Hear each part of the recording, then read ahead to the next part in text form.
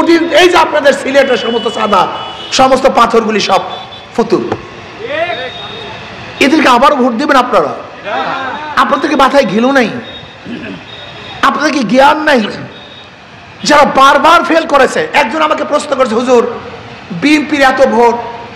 আমি বললাম বিএনপির তো কোনো ভোট নেই। বলে কিভাবে বললেন বিএনপির ভোট নেই? বললেন না, তাহলে যুক্তিগুলি ধার্মিক। আসলে ধর্ম মানুষকে শান্ত করে, মানুষকে সুস্থ করে, ধর্ম মানুষকে নিরাপত্তা প্রদান করে। ধার্মিক মানুষগুলি ভালো হয়, জালেম হয় না, অত্যাচারিত করে, অত্যাচারিত হয় না। তারা মানুষকে সেবা করে, শুশ্রূষা করে। সরেন ভাই, আসলে মূল সমস্যাটা হলো ধর্ম পাশা যারা আছি এরা আমরা সবাই ধর্ম সম্পর্কে জানি না। আমাদের সমস্যাই, আমাদের মূল সমস্যা হলো যারা রাজনীতি করে তারা রাজনীতি বুঝি না। যারা ডেমোক্রেসি গণতন্ত্রের স্লোগান দেয় তারা গণতন্ত্র কি জিনিস জানিই না। আপনারা জানেন এই গণতন্ত্র প্রবক্তা কারা? রাষ্ট্র কবে থেকে সূচনা হয়েছিল? সক্রেটিস আমাদের ঈসাই সালের 2500 বছর আগে স্টেট সোশ্যাল ওয়ার্কের মাধ্যমে যে স্টেট সৃষ্টি করেছিলেন, সেই স্টেটের কাজটা কি ছিল? রাষ্ট্র কেন গঠন হয়েছিল? এই নেতৃত্ব আগে প্রচলন ছিল না। নেতার প্রয়োজন কেন হয়েছিল? নেতার দায়িত্ব কি ছিল? প্রথম স্টেটের জনসংখ্যা কত ছিল? আমরা কিন্তু অনেকেই জানি না, বিশ্বাস হয় না। আপনি আজকে একজন বিএনপি বা আওয়ামী লীগের লিডারের কাছে প্রশ্ন করবেন, ভাই বিএনপি শব্দের অর্থটা কি? এমনকি জিয়াউর রহমান সাহেবের আদর্শ কি ছিল, নীতি কি ছিল? বিশ্বাস করবেন বিএনপির অনেক নেতারা বলতে পারবে না যে জিয়াউর রহমানের আদর্শ কি ছিল। বিশ্বাস করেন আপনি? এমনকি আওয়ামী লীগের অনেক লিডারকে প্রশ্ন করবেন আওয়ামী লীগ শব্দের অর্থ কি? আওয়ামী লীগ শব্দটা কি আরবি, ফার্সি, না বাংলা, না ইংলিশ? বিশ্বাস করেন অনেক আওয়ামী লীগের লিডাররা আওয়ামী লীগ শব্দের অর্থ জানে না। আপনি আজকে প্রশ্ন করবেন আওয়ামী লীগ কারা গঠন করেছিল, আওয়ামী লীগের প্রথম সভাপতি কে ছিল, সেক্রেটারি কে ছিল, আজকে প্রশ্ন করবেন যে আওয়ামী লীগ কোন সনে এটা প্রতিষ্ঠিত হয়েছিল, আওয়ামী লীগের লিডাররা জানে না। আপনি বিএনপির একজন লোকের কাছে প্রশ্ন করবেন, ভাই বিএনপি কবে সংগঠিত হয়েছিল, বিএনপি হওয়ার কারণটা কি ছিল, অনেকেই জানে না। তার মানে আসলে এরা রাজনীতি বলতে কি জিনিস তা জানিই না। এরা বোঝে লুটপাট, চাঁদাবাজি, দখলদারি, মাস্তানি, গুন্ডামি, এইটাই রাজনীতি মনে করে। আরে ভুল। এই গুন্ডামি মাস্তানি বন্ধ করার জন্য রাজনীতি সৃষ্টি হয়েছিল। কেন? এক জমানা যখন রাজনীতি ছিল না, দেশ ছিল না, তখন যার যা শক্তি ছিল সেই অনুযায়ী তারা জুলুম করতো। ধরে নেন এখানে কোনো প্রশাসন নেই, কোনো নেতা নেই, ধরে নেন এক ব্যক্তির শক্তি বেশি, সে কি করবে? এই তুমি টাকা দাও, তোমার টাকা আমার নিতে হবে, বলার কেউ? কেন বলেন কেন? সে শক্তিশালী, যার টাকা নিছে সে কি দুর্বল। এখন কি করছে দুর্বল লোকগুলো? কি করছে যে না এরকম আমার ইউনিটি লাগবে, আমরা একটা নেতা নির্বাচন করব, যে নেতা ওই যে শক্তি অপশক্তি, এই অপশক্তির বিরুদ্ধে দুর্বলতাকে ঐক্য করে আমাদেরকে নিরাপত্তা প্রদান করবে। এখান থেকে রাজনীতি শুরু, এখান থেকে স্টেটের শুরু, এখান থেকে প্রেসিডেন্টের শুরু, প্রাইম মিনিস্টারের শুরু, এখান থেকে বিচার বিভাগের শুরু, যে আমাদের উপর কেউ জুলুম না করতে পারে, অত্যাচার করতে না পারে, অবিচার করতে না পারে। রাজনীতি ছিল মানুষের জুলুম মুক্ত করার জন্য, মানুষের শান্তি দেওয়ার জন্য, স্বাধীনতা দেওয়ার জন্য। অথচ আজকে রাজনীতি কি করতে সেই সেকেলে, মানে জিসকা লাঠি উসকা ভইস, জিসকা তাকত উসকা হুকুমত। আপনারা জানেন না একসময় চরে যখন মহিষ পালন করতো, তাহলে যার কাছে লাঠি থাকতো সে সব মহিষ ধাবড়ায় নিয়ে যেত, সব আমার। জিসকা লাঠি উসকা ভইস, মানে যার কাছে লাঠি থাকবে ভইস সব কি তার। जिसका ताकत उसका हुकूमत, যার শক্তি তারই আইন চলবে। এর বিরুদ্ধে এর নাম ডিক্টেটরশিপ। এর নাম কি? ডিক্টেটরশিপ, যাকে বলা হয় বাকশাল, পেশি শক্তি ব্যবহার করা। আর এই পেশি শক্তি ব্যবহারের বাহিরে হয়েছিল ডেমোক্রেসি, গণতন্ত্রবাদ। জনগণের শাসন চলবে, জনগণ যেটাকে ভালো মনে করবে সেইটা চলবে। কিন্তু আজকে যারা গণতন্ত্র বলি, আমি যে এইমাত্র সংক্ষিপ্ত বক্তব্য দিয়েছি, বলেন তো কি তারা গণতন্ত্র পালন করে? কেউ। এটা মিথ্যা কথা বলে, এটা কেউ ডেমোক্রেসি করে না। ডেমোক্রেসি মানে কি? ডেমো মানে জনগণ, কৃষি মানে আইন, জনগণের আইন। গণ মানে জনগণ, তন্ত্র মানে কি? আইন। রাজনীতি কেন হয়েছিল? যেমন এখানে হাজারো দোকানদার আছে যারা দুর্বল, যাদের বাড়ি এখানে না, বাড়ি অন্য জায়গায়। এখানের কোনো গুন্ডা যেন এই জনগণের উপরে কোনো ক্ষতি করতে না পারে, এর জন্য ছিল রাজনীতি। কি দেখো, রাজনীতি মানি হলো ওই রাজনীতিবিদরাই জনগণকে ক্ষতি করে। কারণ ওরা রাজনীতি করে না, ওরা ডাকাতি করে, ওরা গুন্ডামি করে, মাস্তানি করে। আমাদের স্লোগান এদের বিরুদ্ধে। আমরা কি চাই? আমাদের বক্তব্যটা কি? আমাদের বক্তব্য ভালো মতো বোঝার চেষ্টা করুন। এদেশে ব্রিটিশ বিরোধী আন্দোলন হয় নাই, আমরা ব্রিটিশ দেশে তারাই নেই। ব্রিটিশ হটাও আন্দোলনে সবচেয়ে বেশি জীবন দিয়েছিল কারা জানেন? আপনারা জানেন ব্রিটিশ হটাও আন্দোলনে সবচেয়ে বেশি জীবন দিয়েছিল কারা? শোনেন, ইন্ডিয়ান গেটের মধ্যে 93,000 মানুষের নাম লিস্টি করা আছে। কত হাজার? প্রায় 93,000-এর উপরে মানুষের নাম লিস্টি করা আছে। ব্রিটিশ হটাও আন্দোলনে কারা জীবন দিয়েছে? কত হাজার ভাই? 93,000-এর আশেপাশে। এর মধ্যে 63,000 ছিল মুসলমান। কত হাজার মারা গেছে? এর মধ্যে 93-এর মধ্যে 63,000 মুসলমান। মুসলমানের সংখ্যা বেশি ছিল। ভেবেছিলাম যদি ব্রিটিশ দূর হয়ে যায় মানুষ শান্তি পাবে, কিন্তু আমরা কি দেখলাম? ইন্ডিয়ান বা ভারতের সংখ্যাগরিষ্ঠ মানুষরা সংখ্যালঘুদের উপরে জুলুম অত্যাচার করে। আমার মুসলমানরা চিন্তা করছে আমাদের জন্য আলাদা ভূখণ্ডের প্রয়োজন। আমরাই আন্দোলন করেছিলাম 47-এ পাকিস্তানের পক্ষে। আমরা পাকিস্তান করেছিলাম। ভূমিকা কাদের ছিল? মুসলমান। ভেবেছিলাম আবার শান্তি পাবো, কিন্তু পশ্চিম পাকিস্তানের মানুষগুলি পূর্ব পাকিস্তানের মানুষকে শান্তি দিতে আবার 71-এ আমরা আন্দোলন করেছিলাম। কিসের আশায়? কথা কয় না। কিসের আশায়? আচ্ছা, এবার আমি প্রশ্ন করি, 71-এ দেশ স্বাধীন হলো, 72-এ সংবিধান রচিত হইল, শেখ সাহেব ক্ষমতা বসলেন, 73-এ একটা নির্বাচন হয়েছিল। 73-এ একটা নির্বাচন হয়েছিল। সেই 73 নির্বাচনে 293 সিট পেয়েছিল আওয়ামী লীগ।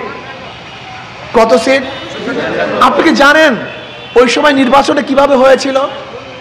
আওয়ামী লীগের লোকের কাছে প্রশ্ন করবেন, জানে না। ওই 293 সিট আওয়ামী লীগ জোরপূর্বক দখল করেছিল, কাউকে সেন্টারে যেতে দেয় নাই। এই যে মোস্তাক সাহেবের বাড়ি কোথায়? মোস্তাক সাহেবের বাড়ি হলো দাউদকান্দি, কুমিল্লা। সেই দাউদকান্দির ভোটের বাক্স সিনাইয়া হেলিকপ্টারে ঢাকায় নিয়ে এই মুস্তাক সাহেবকে পাশ করিয়েছিলেন এই শেখ সাহেব। কথাটা বুঝাতে পারি, ওই ভোট টাকাতে শুরু হয়ে গেছে। অথচ 71 স্বাধীন হয়েছিল আইয়ুব খান ভোটের মর্যাদা রক্ষা না করার কারণে। যেহেতু আওয়ামী লীগ এককভাবে 160-এর উপরে সিট পেয়েছিল নির্বাচনে, 70 নির্বাচনে, কি কথা ঠিক না? তারা উভয় দেশের, পশ্চিম পাকিস্তান পূর্ব পাকিস্তানের শাসক হবে। লেকিন যখন আইয়ুব খান তাদের ভোটের অধিকার মর্যাদা রক্ষা করতে না পারছে, তখন বাংলাদেশের মানুষ যা কিছু ছিল তা নিয়ে পাকিস্তানের বিরুদ্ধে ঝাঁপিয়ে পড়ছে, কিন্তু শিক্ষা পায়নি। 71 স্বাধীন হওয়ার পরে 73-এ আবার আওয়ামী লীগ ভোট ছিনতাই করছে, ভোট ডাকাতি করছে।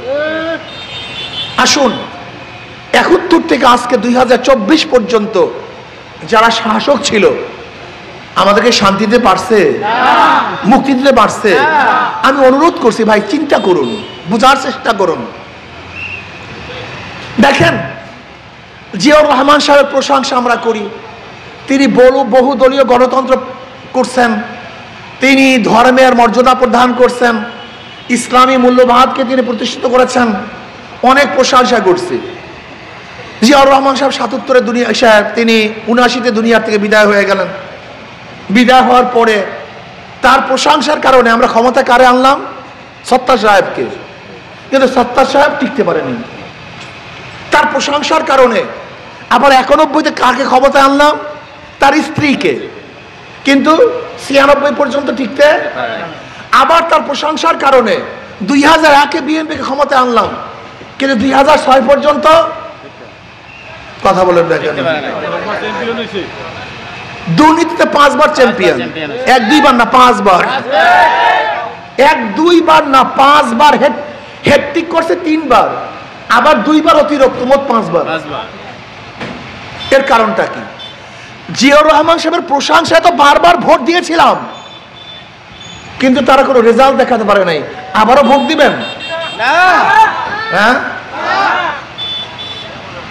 বিয়াকুপরা দিতে পারে, যাদের মাথায় ঘিলু নাই তারা ভোট দিতে পারে, যারা মূর্খ তারা ভোট দিতে পারে, কিন্তু যারা বারবার ফেল করেছে, চক্ষু আছে, জ্ঞান আছে, তারা এই নৌকা ধানের শীষ নাঙ্গলকে আর ভোট দিতে পারে না। তারা দিতে পারে না, মূর্খরা দিতে পারে। আজকে দেখছেন না, পত্রিকায় আসছে, নিউজে আসছে, টাঙ্গাইলের সভাপতি সহ মদ এবং জুয়ার আসর থেকে ৩৫ জন অ্যারেস্ট করছে। আজকে খবর দেখেন, প্রতিদিন চাঁদাবাজ, প্রতিদিন এই যে আপনাদের সিলেটের সমস্ত চাঁদা, সমস্ত পাথরগুলি সব ফতুর। এদেরকে আবারও ভোট দেবেন আপনারা? আপনাদেরকে মাথায় ঘিলু নাই, আপনাদের কি জ্ঞান নাই? যারা বারবার ফেল করেছে। একজন আমাকে প্রশ্ন করেছে, হুজুর বিএনপির এত ভোট। আমি বললাম বিএনপির তো কোনো ভোট নেই। বলে কিভাবে বললেন বিএনপির ভোট নেই? বললেন না। বলে যুক্তি? আমি বললাম দেখেন, এদেশের একসময় ভোট ছিল সব মুসলিম লীগের, একসময় ভোট ছিল কাদের? মুসলিম লীগ শেষ, চলে আসছে কাদের? আওয়ামী লীগের। আওয়ামী লীগ শেষ, বসে আসছে কাদের? বিএনপির। বিএনপি শেষ, ভোট দিয়েছে কাদেরকে? জাতীয় পার্টি। জাতীয় পার্টি শেষ, ভোট দিয়েছে কাকে? জোটকে। তার মানে ভোট পরিবর্তনশীল। আমাদের কাউর জন্মগতভাবে আমরা কাউর ধানের শীষ নিয়ে জন্মগ্রহণ করি নাই, নৌকা নিয়ে জন্মগ্রহণ করি নাই। আমরা ভোট দেই কেন? ভালো পাওয়ার জন্য, শান্তি পাওয়ার জন্য, মুক্তি পাওয়ার জন্য, ইসলামকে প্রতিষ্ঠিত করার জন্য। যেই দলগুলি আমাদেরকে শান্তি দিতে পারে নাই, মুক্তি দিতে পারে নাই, ইসলামকে প্রতিষ্ঠিত করতে পারে নাই, ওদেরকে আমরা ভোট দিতে পারি না। ওরা বারবার পরীক্ষা দিয়েছে, বারবার ফেল, বারবার পরীক্ষা দিয়েছে, বারবার। কিন্তু ইসলামকে একবার আপনারা পরীক্ষা নেন না, আমরা পরীক্ষা দেই নাই। ইসলামকে একবার পরীক্ষা নেন নাই, আমরা পরীক্ষা দেই নাই।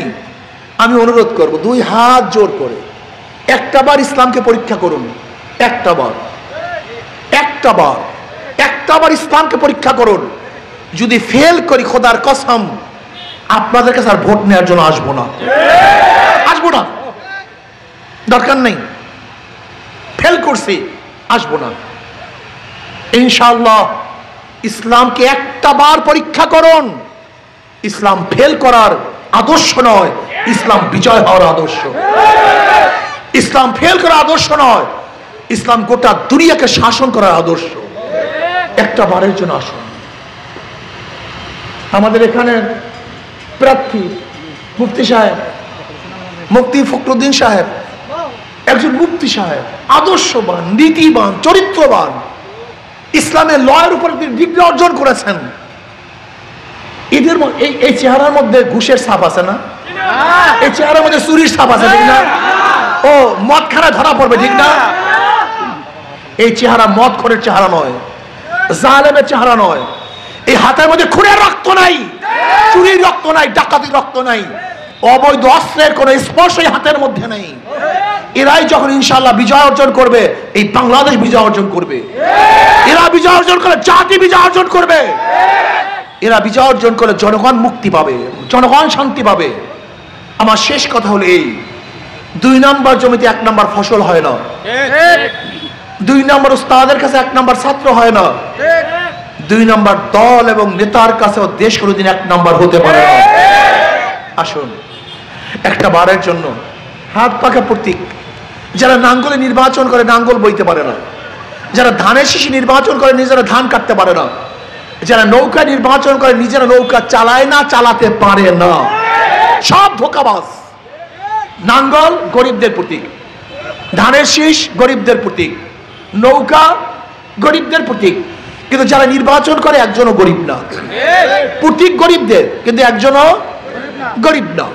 কিন্তু হাত পাখা এমন এক প্রতীক, যারা নির্বাচন করে তারাও ঘুরাতে পারে, যারা করে তারাও ঘুরাতে পারে, গরিবরাও চালাতে পারে, ধনীরাও চালাতে পারে, পুরুষরাও চালাতে পারে, মহিলারাও চালাতে পারে। এটা ধনীদেরও প্রয়োজন, গরিবদেরও প্রয়োজন, এটা মুসলমানের প্রয়োজন, হিন্দুদের প্রয়োজন। কারেন্ট ফেল করে, হাত পাখা ফেল করে না, সবাইকে শান্তি দেয়। আমি বিশ্বাস করি যে হাত পাখা বিজয় হয় তাহলে জাতি বিজয় হবে। কাজে আসুন একটা বারের জন্য পরীক্ষামূলক ভাবে ইসলাম কি বিজয় করি, রাজি আছে না ভাই? চোরে শোনে না ধর্মের কাহিনী, ডাকাতরা কিন্তু আপনার বিরোধী হয়ে যাবে, চাঁদাবাজরা কিন্তু আপনাদের বিরোধী হয়ে যাবে।